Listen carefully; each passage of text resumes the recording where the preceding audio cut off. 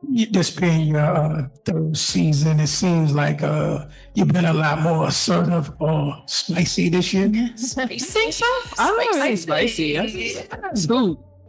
I mean, I feel like for me, it's just my approach. It's just coming in and just trying to be dominant in anything the team needs. And so if that gives off spicy, which I really don't think it does, I feel like I'm like kind of quiet. Spice? No, I just know it's spicy. Yeah. But yeah, I feel like that's just been my mindset, is just coming in and just being the player that I need to be for us. Whatever that looks like, it looks like. They weren't supposed to win like this. A locker room whisper turned into a war cry. No star? No problem. Indiana didn't just beat Washington, they embarrassed them. A 29-point demolition that didn't just earn them a playoff spot, it sent a message. We're not here for your pity. We're here for payback. Half the team? Gone. Rotations? Chaos. But instead of folding, the Fever forged something new. Defensive grit, surgical possessions. And at the center of it all, Aliyahboston, cool, composed, and quietly commanding. Play with joy, stay together, no doubts. Then Stephaniewhite said what nobody else had the nerve to admit. No one wants to see us. Not a boast, a warning. Playoff! That's how we clinch, baby! We can't! W. Playoffs! Bow, bow, bow! Yeah! Playoffs, baby! Mitchell in transition lays that up and in for our first bucket of the game. Well, that's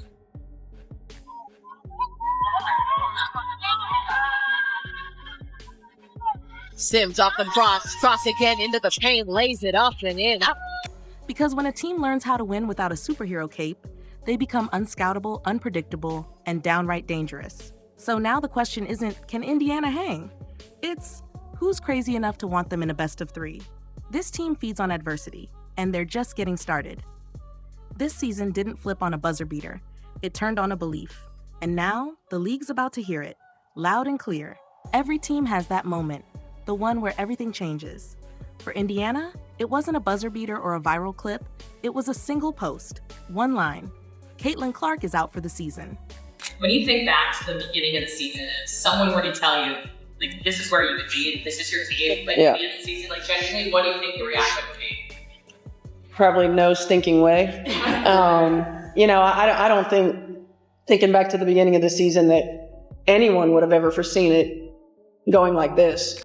Just like that, the face of the franchise, the phenom who sold out arenas, broke ratings records, and gave this team a national heartbeat, was done. 13 games. That's all she gave them before the injuries piled up and the season's most electric player was forced to trade her jersey for street clothes. And the world? They wrote the ending. Playoff hopes dead. Wasted year. What could have been? The headlines came fast.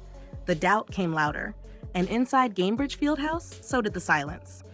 But here's the part they didn't see coming. Even if things looked like it got harder, for us it was about sticking together. And I think through everything, you're able to see that, us play with joy, us play together, regardless of who's on that floor. When a superstar disappears, you don't just lose your game plan, you find out who you really are. Indiana didn't fold. They flipped the script. No single hero, no highlight-hungry plays, just 5 players moving like one. Every pass with purpose, every possession earned, every mistake met with grit. They didn't play for applause, they played for each other. And resilience? It doesn't go viral. It shows up later, when the lights are harsh, the noise is hostile, and nobody believes in you anymore. Except your team. For whatever reason, things happen, and you've got to continue to put your best foot forward. You got to continue to stay the course.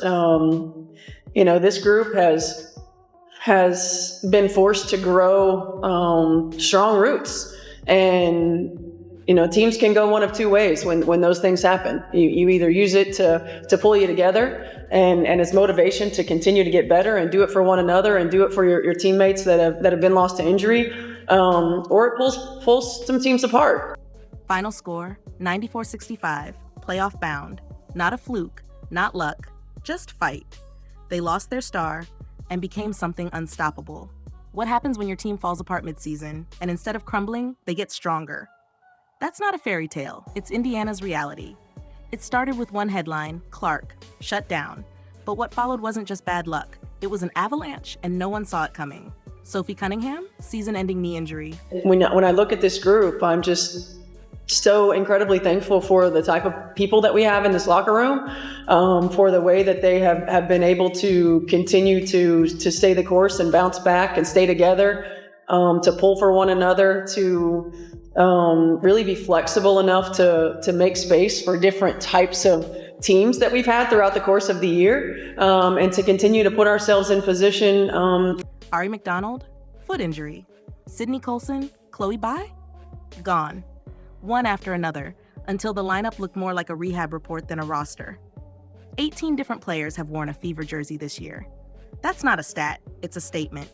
For most franchises, that many injuries mean chaos. No chemistry, no consistency, no shot. But Indiana flipped the script. Instead of plugging holes with placeholders, they built something new. Inside Howard, off the window, the bucket, and the foul. Heady three, knocks it down again. Lost the handle, gets it back, gets right to the hoop. And she drops it home. For Fever 94, Mystics 65, Indiana's in. And now you know, despite all the adversity, this incredibly resilient Fever team is going back to the playoffs in 2025. Odyssey Sims didn't just show up, she took over. Shea Petty, fearless from deep. Aerial Powers, pure ignition off the bench. These weren't emergency signings, they were answers. This is where the culture changed. No one was playing hero ball. Every new face bought into a mindset from day one. Defend with pride, move the ball, play with joy. Most teams shrink under pressure. Indiana, they stretched, and in that stretch, they found something you can't scout on film, belief. But here's the catch. Belief alone doesn't win games. To understand how Indiana turned chaos into chemistry, you've got to meet the coach who turned an avalanche into a blueprint. When most teams break, Indiana built. Injuries stacked higher than the box scores. The excuses were ready.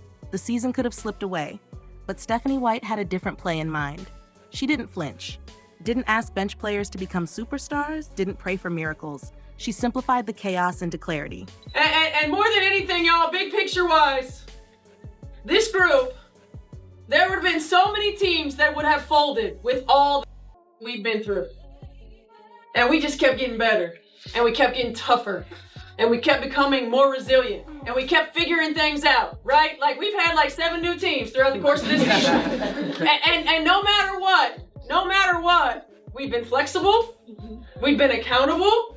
We've put each other in positions to be successful. And we've continued to put one foot forward and stayed the course. Cut the fluff, trim the playbook. Rebuilt around principles so clean, so adaptable, anyone could execute, no matter how late they joined the roster. On offense, the magic wasn't in the highlight reel. It was in the movement. 2 feet in the paint, kick it out, find the open shooter, keep the rock hot until it found the right hands. No more standing around waiting for Clark to do her thing. Now, 5 players flowed like one. It wasn't flashy, it was surgical. You just don't know what she's going to do. I mean, she's so crafty with her shot decisions. Howard right through the hoop, high out the window. And she's slicing through that paint. Aims for back half, and it ends up with Aerial Powers. Inside Howard, off the window, the bucket, and the foul by the rookie all-star Soniacitron. Howard quickly back to the right side, back at 34. On defense, grit wasn't optional. It was the assignment. Chase the first action, smother the second, make every possession feel like punishment. Role players became wrecking balls. Lexiehull hit the floor like it owed her money. Natasha Howard brought war to the paint. Shea Petty turned defense into daggers.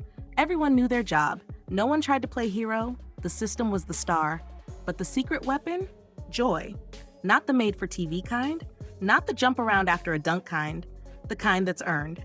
The kind that's forged through hardship and held with pride. Olsen had to stay home because she had an occupied side. In terms of a cutter in her area, she stayed. Petty three, knocks it down again. Flip it. He's just such a solid stabilizer for Washington. Howard, right to the hoop, lays it up and in. 4th foul on Austin. Boston down low. Double tongue drops off to Howard. They smiled through bruises, they laughed through the grind, they played like they had nothing left to lose, and that made them dangerous. What started as survival mode turned into an identity. And by the time September hit, Indiana wasn't limping, they were hunting. Austin got that rebound.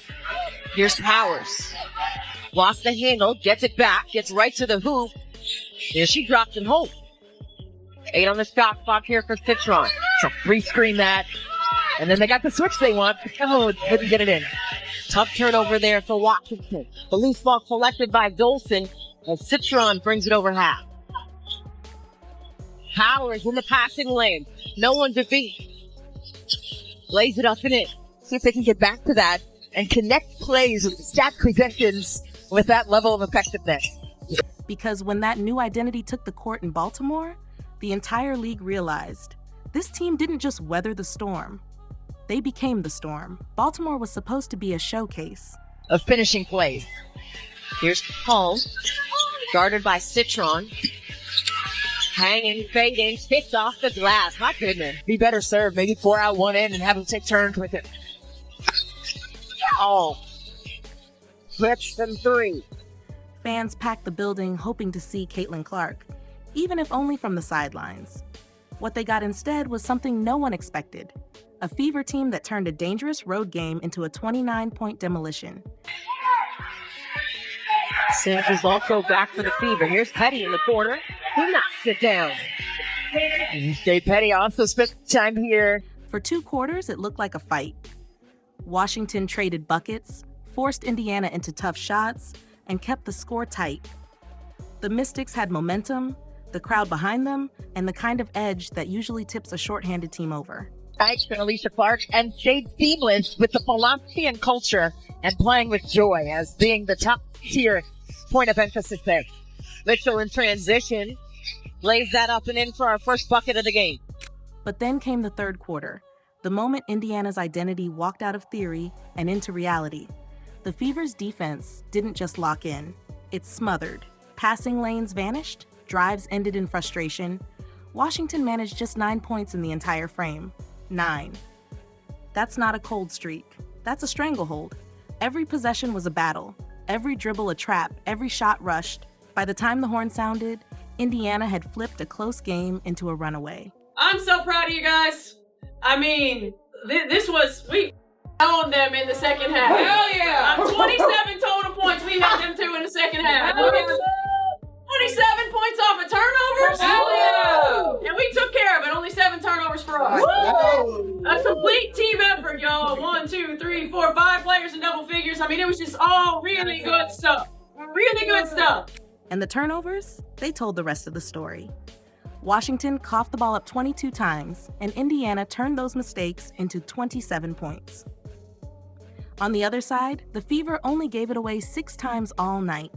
That kind of efficiency doesn't just tilt a scoreboard, it drains hope. By the fourth quarter, the Mystics weren't chasing a comeback. They were just trying to get out of the building. Indiana's lead ballooned past 20, past 25, peaking at 33. What started as a test became a message.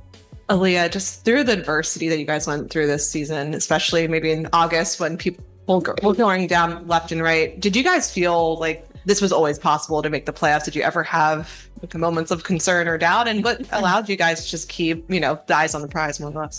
Yeah, I think, just being someone in this locker room, you never doubt yourself and what you're capable of, no matter what happens. I think the entire staff, up to the head, just made great decisions when people went down on who to bring in, the type of people to bring in. And that was really our mindset. We never doubted ourselves. We never doubted that we could be in the playoffs. Even if things looked like it got harder, for us, it was about sticking together. And I think through everything, you're able to see that, us play with joy, us play together, regardless of who's on that floor. The Fever didn't just win. They dismantled, demoralized, and declared to the rest of the league, this is what resilience looks like when it's weaponized. But it wasn't just the box score that made Baltimore unforgettable. It was who stepped up when the spotlight hit. In seasons like this, every team needs an anchor, someone who keeps the group steady when everything else feels like quicksand. For Indiana, that anchor has been Aliyahboston. She isn't the loudest voice in the room, but she's the voice everyone leans toward when the game starts to wobble. Against Washington, her numbers looked familiar. Another double-double, 12 points and 11 rebounds. But the real story wasn't in the stat sheet. It was in the way the Fever looked whenever she was on the floor. Calm, collected, dangerous. And on Mitchell, she picked her up pretty much three-quarter court. Boston, baseline jumper, falls. That's the advantage with Mitchell guarding her. 11-0 run right now for Washington. Boston got that baseline, misses, gets her own. And Boston doesn't need to chase highlights. Her presence changes tempo. She plugs holes in the paint, cleans the glass with authority, and moves the ball quickly enough to make everyone around her better. When a possession starts to stall, she becomes the reset button. A quick outlet pass here, a high-low feed there, a baseline jumper to stop a run. It all flows through her hands. What's more, Boston has added something harder to measure: belief. How would you describe the locker room after the game today, just being able to sell? Well, we didn't make a TikTok, so I think everyone is just super excited. Like you said, it hasn't been a perfect road. And so for us, it's enjoying the little moments while at the same time understanding we have another game on Tuesday and then we have to prepare for the playoffs. But I think just being in the moment and being where our feet are and kind of just enjoying this one. After that clinching win, she reminded her teammates of one simple mantra: never doubt yourself and what you're capable of. Those weren't empty words tossed around in celebration. You could see how her teammates carried them into every dive for a loose ball, every defensive rotation, every bench reaction. It was a message that stitched this patchwork roster together. Even in the locker room afterward, Boston balanced joy with focus. Yes, they celebrated. Yes, they laughed. But she was the first to remind everyone, the job isn't finished. There's another game, another challenge, another step. That mix of joy and seriousness is rare. For a team this young, it's priceless. Boston doesn't just center Indiana's offense. She centers their identity. She is the proof that even when the superstar is missing, the foundation is still solid. And in Baltimore, that foundation let everyone else build on top of it. Got a piece of glass for the finish there. Boston seal inside, comes right back for the finish. Because once Boston set the tone, the supporting cast erupted in ways nobody saw coming. What separates a team from a one-woman show is how many others are willing to step into the fire. Against Washington, Indiana's supporting cast didn't just step up, they stole the spotlight. Natasha Howard was the hammer inside, bullying defenders at the rim and pouring in a game-high 17 points. Every time the Mystics tried to close a gap, she answered with force. Layups through contact, quick spins off the block, and relentless rebounds. She played like the veteran who refuses to let a season slip away.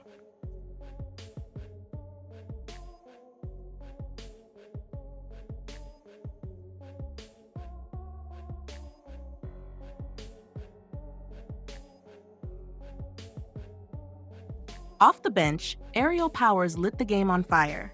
Her energy was contagious. 15 points, 6 rebounds, and 4 assists in just 21 minutes. She turned broken possessions into momentum swings, driving hard to the basket one trip and finding an open shooter the next.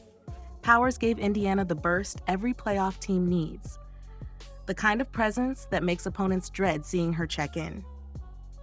Then came Shai Petty, who delivered one of those quietly devastating performances. She only took a handful of shots, but hit all 3 of her threes, finishing with 13 points in a perfect rhythm. And we ain't done yet. We ain't done yet. Okay, we got another one on Tuesday, and in the playoffs, ain't nobody gonna want to see us. Nobody. No one is gonna want to see us. That's right. Nobody. I'm not gonna sing it, but yes. Okay. So we continue to focus on competing to the standard, preparing to the standard.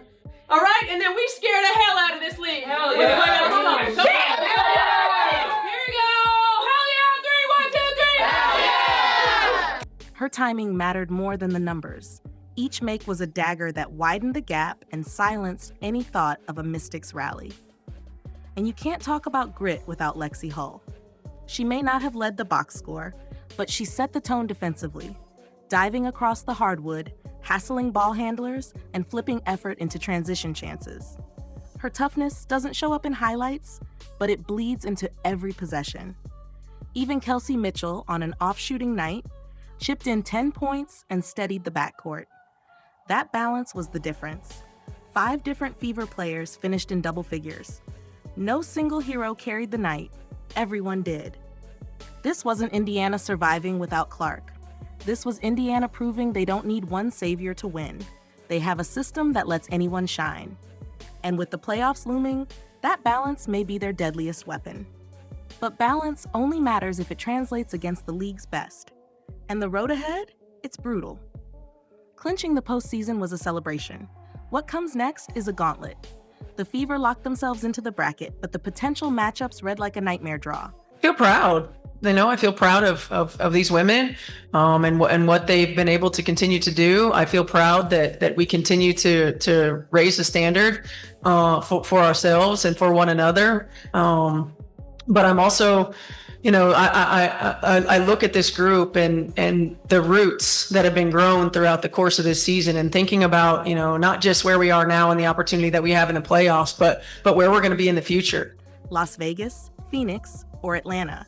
All dangerous, all experienced, all battle-tested in the playoff fire. And the format doesn't do Indiana any favors. A best-of-3 series means 2 games on the road. No time to ease in, no safety net if you stumble out of the gate. On paper, this should feel like a death sentence. No Caitlinclark, no Sophie Cunningham, half a roster reshaped by hardship signings, facing off against heavyweights with MVP candidates and championship DNA. But Indiana doesn't look at paper, they look at proof. Proof that they've already beaten each of these teams in the regular season. Proof that their defense travels. Proof that when 5 players hit double figures, there's no single matchup you can shut down. And then there's the voice of stephaniewhite. In the huddle, in the locker room, and in front of the cameras, she delivered the line that echoed louder than the score. No one is going to want to see us.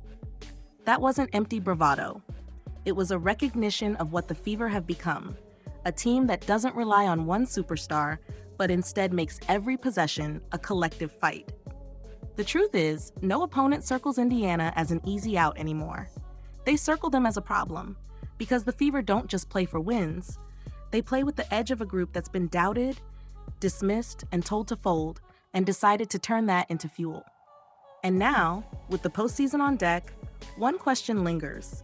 If this is how dangerous they are with half their roster missing, what happens when they finally get whole again? When the season tipped off, nobody predicted Indiana would be here. 5 key players gone, their brightest star shut down after just 13 games, and a roster that looked like a patchwork quilt. Most teams crumble under that weight. The Fever hardened. They didn't just survive, they evolved into something more dangerous than anyone expected. That's the payoff of this season. The adversity didn't weaken them, it forged them. Aliyahboston grew from cornerstone to cultural anchor. Natasha Howard, Ariel Powers, Shea Petty, and lexiehull all proved they could carry stretches when the moment demanded. stephaniewhite didn't just coach lineups, she built belief. And that belief turned into a 29-point playoff clinching statement win. The kind that doesn't just lock in a seed, but sends a shiver through the entire bracket. Here's the what if that lingers. What happens in 2026 when Caitlinclark returns to a team that has already built championship habits?